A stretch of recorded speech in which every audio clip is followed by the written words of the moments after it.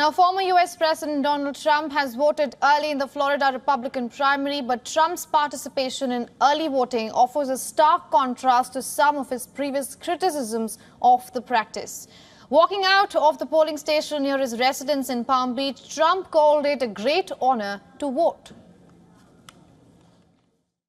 Great honor to vote. They've done a fantastic job here, and we appreciate it. We think we're doing very well. We just had a poll that shows we're doing very well, and we have an interesting couple of months ahead of us.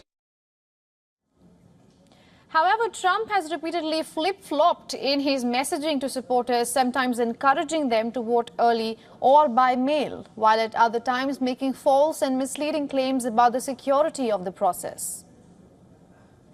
This rhetoric of Trump has been central to his attempt to undermine the election results, if it is not in his favor. In 2020, the former president pushed false claims after losing to Joe Biden. He alleged electoral fraud stole victory from him in Pennsylvania, Michigan, and Wisconsin that year. The election was rigged and stolen, and now our country is being destroyed. I ran twice, I won twice, and did much better the second time than I did the first, getting millions more votes in 2020 than I got in 2016, and likewise getting more votes than any sitting president in the history of our country by far. However, no widespread vote-by-mail fraud has ever been found despite his claims. A Washington Post analysis of data collected in 3 vote-by-mail states from 2016 and 2018 shows that instances of double voting and people voting on behalf of deceased people is just 0.0025% of more than 14.6 million ballots cast. This amounts to 372 possible instances of fraud, which is far from what will be required to swing a national election. On the other hand, U.S. Senator Bernie Sanders has issued a striking warning, alleging that Donald Trump is gearing up to deny the 2024 election results by weaving false narratives already.